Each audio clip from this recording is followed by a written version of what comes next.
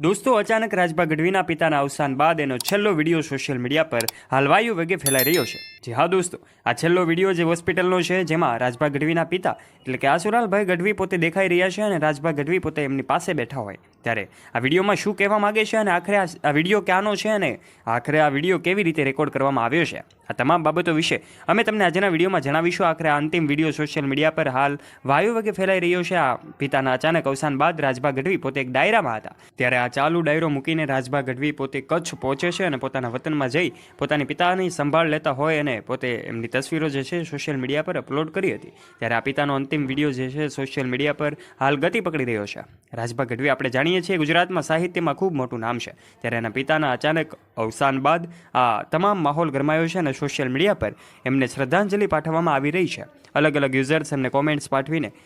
શ્રદ્ધાંજલિ પાઠવી રહ્યા છે અને એમના પિતા એટલે કે આસુલાલભાઈ ગઢવી પણ એક ખૂબ સરળ વ્યક્તિત્વ હતા ત્યારે રાજભા ગઢવી પણ એમના પિતાના વારસાને ટકાવી રહ્યા છે। એમના પિતા પાસેથી મળેલા સંસ્કારોને આજે પણ તે પોતે સાહિત્યની દુનિયામાં એક આગવી વિશેષતા ધરાવીને પોતે પોતાના પિતાના સંસ્કારોને જીવંત રાખી રહ્યા છે ત્યારે અચાનક આ એમના પિતાના અવસાન બાદ પોતે કચ્છ પહોંચ્યા છે અને એના પિતાની સંભાળ લેતા હોય એમનો અંતિમ વિડીયો સોશિયલ મીડિયા પર વાયુ વેગે ફેલાઈ રહ્યો હતો જે વિડીયો અમે તમને આજના વિડીયોમાં બતાવી દીધો છે। દોસ્તો તમને જાણીને નવાઈ લાગશે, અચાનક પિતાના અવસાન બાદ રાજભા ગઢવી પોતે ત્યાં પહોંચી ગયા છે અને પિતાની સંભાળ લઈ રહ્યા છે। દોસ્તો અહેવાલો મુજબ ટૂંક જ સમયમાં હવે રાજભા ગઢવી દ્વારા એમના ઓફિશિયલ પેજ ઉપર પણ આ જાહેર કરવામાં આવ્યું છે અને હવે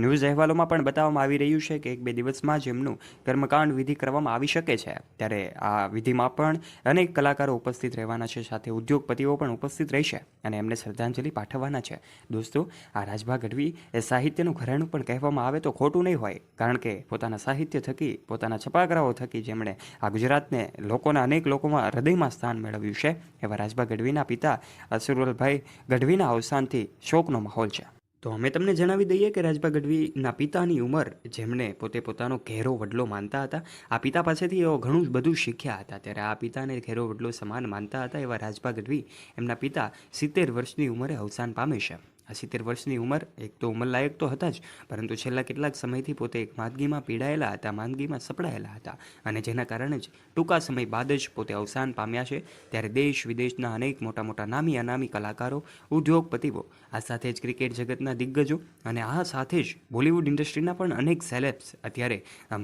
જે કાંઈ રાજભા ગઢવીનું ઘર છે ત્યાં કચ્છમાં પહોંચ્યા છે અને એમને શ્રદ્ધાંજલિ પાઠવવા માટે લાંબી લાંબી લાઈનો લાગી છે। ત્યારે દોસ્તો આ રાજભા ગઢવીના પિતાને શ્રદ્ધાંજલિ આપવા માટે દેશ અને દુનિયાના કલાકારો પણ ઉપસ્થિત રહ્યા છે। એમાં પછી દેવાયત ખવડ હોય કે અલગ અલગ વિવિધ કલાકારો હોય એવો કલાકારો પણ ઉપસ્થિત થયા છે, સાથે બિઝનેસ જગતના દિગ્ગજો પણ ઉપસ્થિત થયા છે। ત્યારે આ બાબતની જાણ થતાની સાથે જ એમના સગા સંબંધીઓ અને નામી અનામી અનેક ઉદ્યોગપતિઓ, દેશ વિદેશમાંથી અનેક લોકો એમના સગા સંબંધીઓ જે છે એ હવે કચ્છ એમના નેહડામાં પહોંચી રહ્યા છે અને એમને શ્રદ્ધાંજલિ પાઠવવા એમના પિતાના